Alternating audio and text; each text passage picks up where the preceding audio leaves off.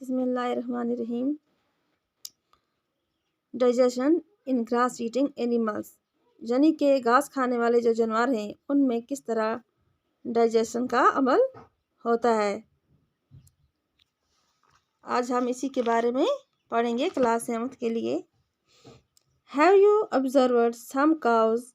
observed cows, buffaloes and other grass eating animals chewing continuously even when they are not eating? क्या आपने कभी ये देखा है, कभी ऑब्जर्व किया है कि जो गाय होती हैं, भैंसें या दूसरे किस्म के ग्रास खाने वाले जानवर होते हैं वो उस वक्त भी चबाते रहते हैं अपने मुंह के अंदर जब वो घास नहीं खा रहे होते हैं। Actually they quickly swallowed the grass and store in a part of the stomach called rumen। Actually में वो क्या काम करते हैं, वो जल्दी जल्दी अपनी जो ग़िज़ा होती है उसको निगल लेते हैं, तो आगे जाकर एक स्टमक होती है जिसको रूमन कहते हैं, वहाँ वो उसको स्टोर कर लेते हैं।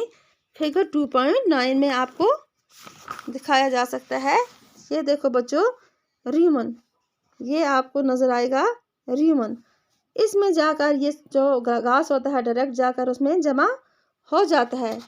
उसके बाद here the food gets partially digested, यहाँ पर जो खुराक होती है वो आधी हाजम हो जाती है, यानी कि पार्शली हाजम हो जाती है। एयर इज कॉल्ड कुड, और इसको क्या बोलते हैं, cud. But later the cud return to the mouth in small lumps and the animals chew it.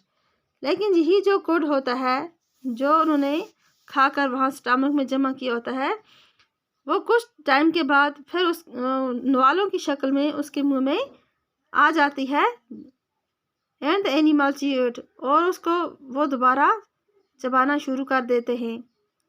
This process is called rumination, इस प्रोसेस को क्या कहते हैं, rumination. And these animals are called ruminants, और इन जानवरों को रूमिनेट्स कहते हैं जो चबाते हैं घास को कंटिन्यूसली, उसको क्या कहते हैं, ruminants. The grass is cellulose, the grass is rich in cellulose, जो ग्रास है उसमें सेलुलोज बहुत ज़्यादा मिकदार में पाया जाता है। ए टाइप ऑफ कार्बोहाइड्रेट, यानी कि जो सेलुलोज है ये क्या है, कार्बोहाइड्रेट की एक किस्म है। Many animals including human can not digest cellulose, बहुत सारे जानवर जिसमें इंसान भी आते हैं हम सेलुलोज को डाइजेस्ट नहीं कर सकते। Ruminants have a large sac like structure and called caecum, जो रूमिनेट्स हैं उनके एक लंबा सा सैक लाइक स्ट्रक्चर होता है जिसको कहते हैं caesium. Between the small intestines and the large intestines, small intestines और लार्ज इंटेस्टाइन्स के सेंटर में बच्चों यहाँ पर दिखाया गया है, ये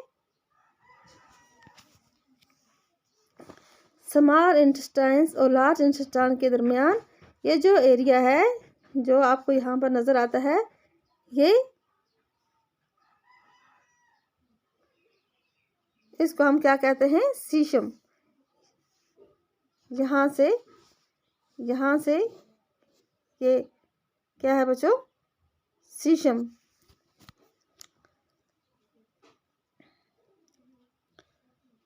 the cellulose of the food is digested here, अब जो सेलुलोज होते हैं यहाँ पर डाइजेस्ट होते हैं here by the action of certain bacteria, यहाँ पर कुछ ऐसे बैक्टीरिया होते हैं जिनके ज़रिए सेलुलोज डाइजेस्ट होता है। Which are not present in humans, जो कि इंसानों में मौजूद नहीं है, इसीलिए वो सेलुलोज को डाइजेस्ट नहीं कर सकता है। So far you have learn that about animals which process the digestive system. So far you have learn, इसलिए आपने पढ़ा अबाउट एनिमल्स, जानवरों के बारे में, which process the digestion system, जिनमें डाइजेस्टिव सिस्टम होता है।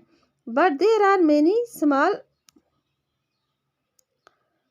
Organism which do not have a mouth, लेकिन यहाँ पर कुछ ऐसे जानवर भी हैं जिनको, ऐसे छोटे जानवर जिनको मुंह नहीं होता है।